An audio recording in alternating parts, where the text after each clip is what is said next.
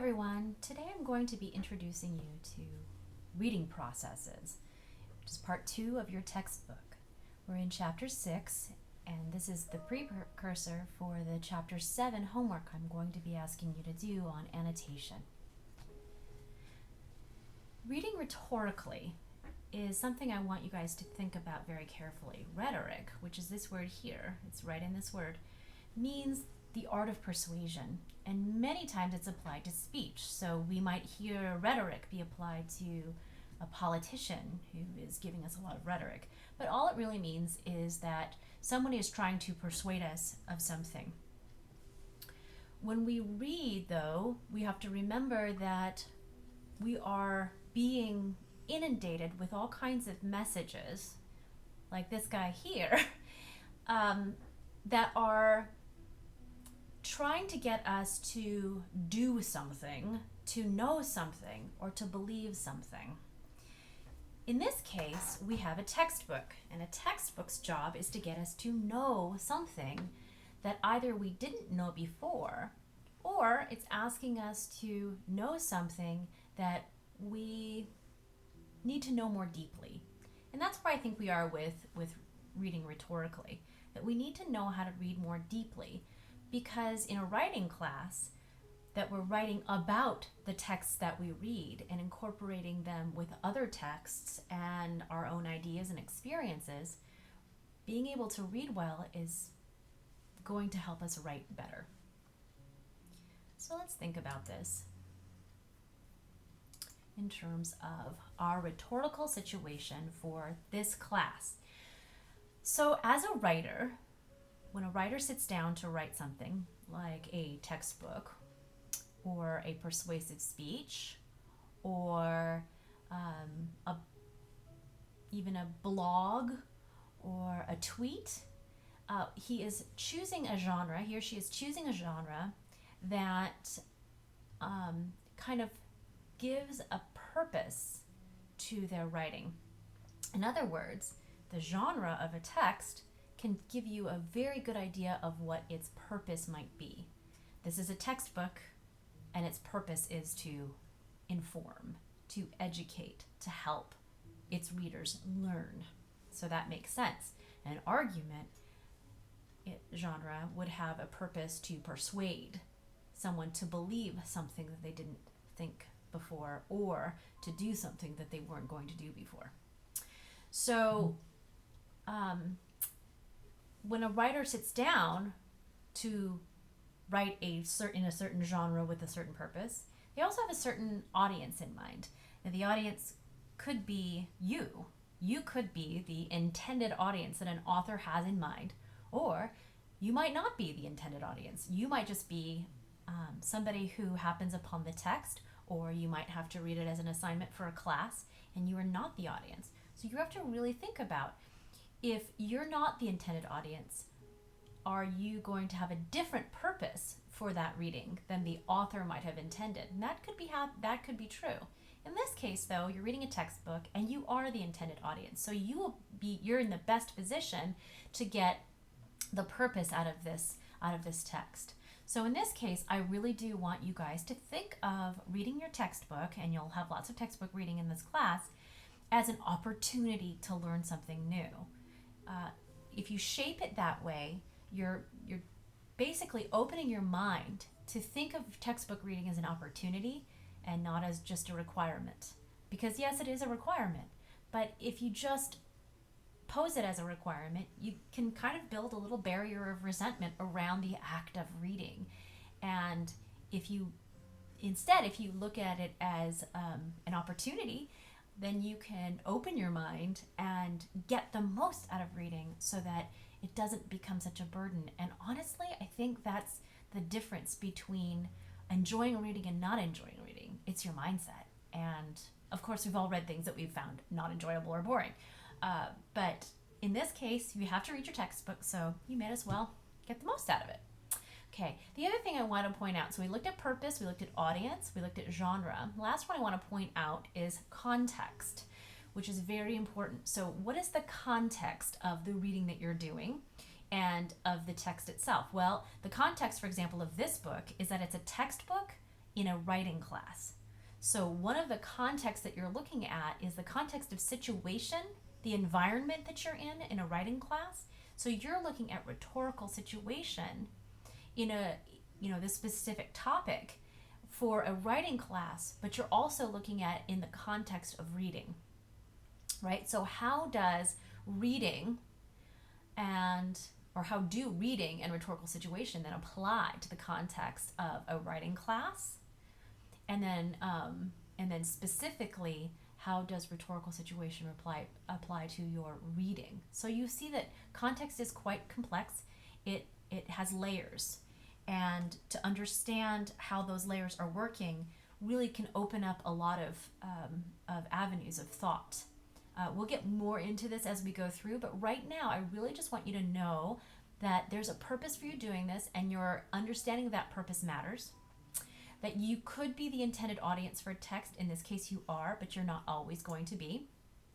And that the genre of a text, the kind of text it is, can help you. If you identify the genre, you can start getting an idea of its general purpose. Maybe not its specific purpose yet, but its general purpose.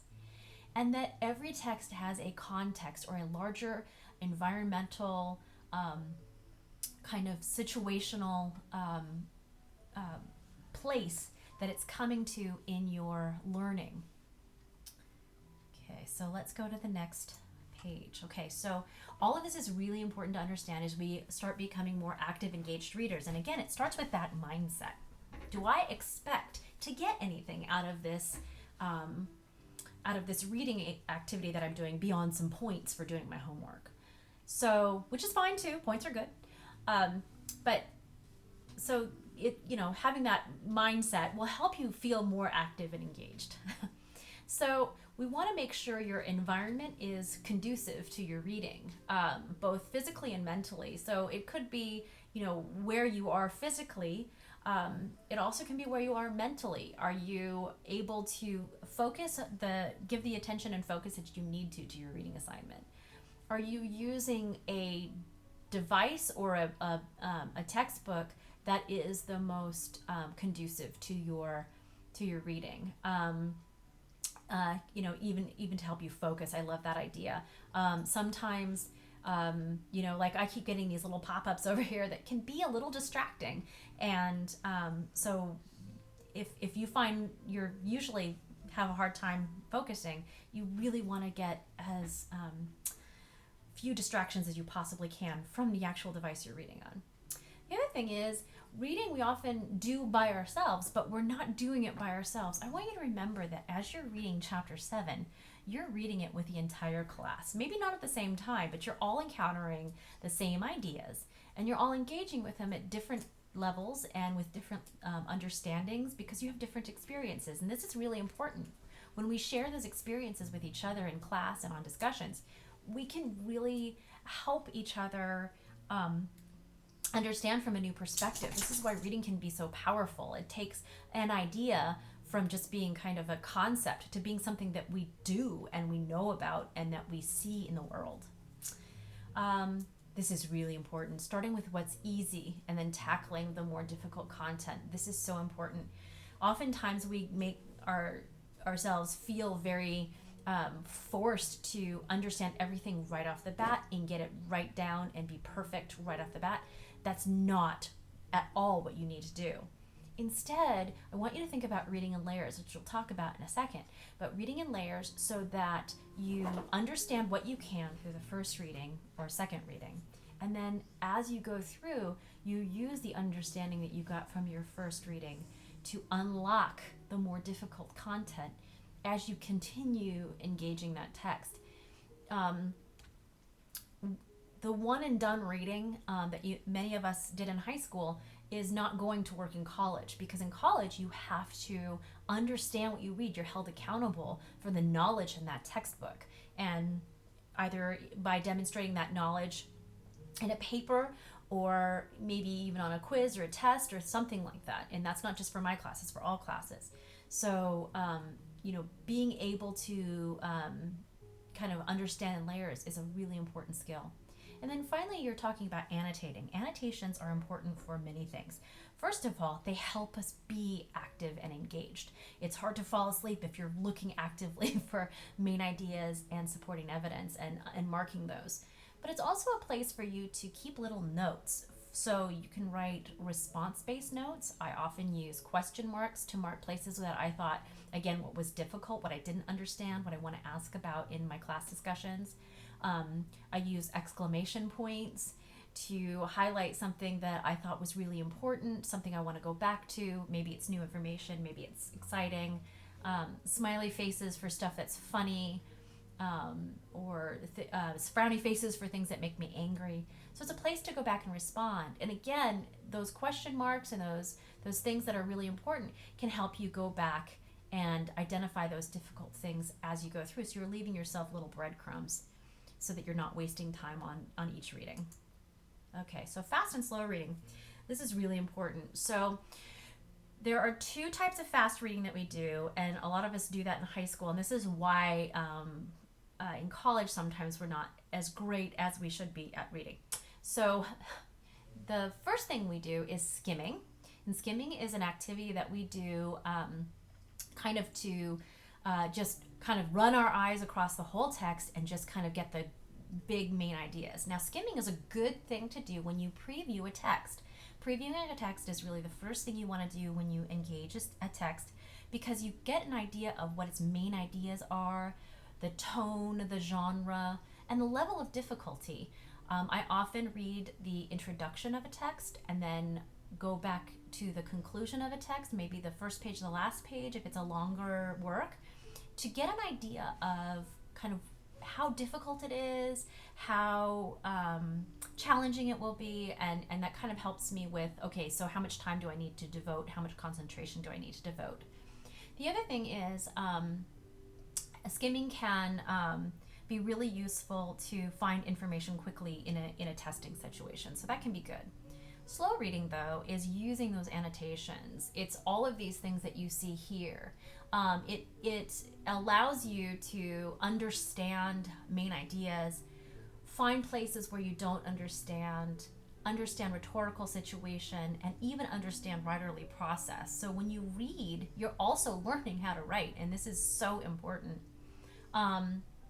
And also, I don't think you need to memorize key passages, but you can definitely mark them and say, this is something I want to talk about in class or later.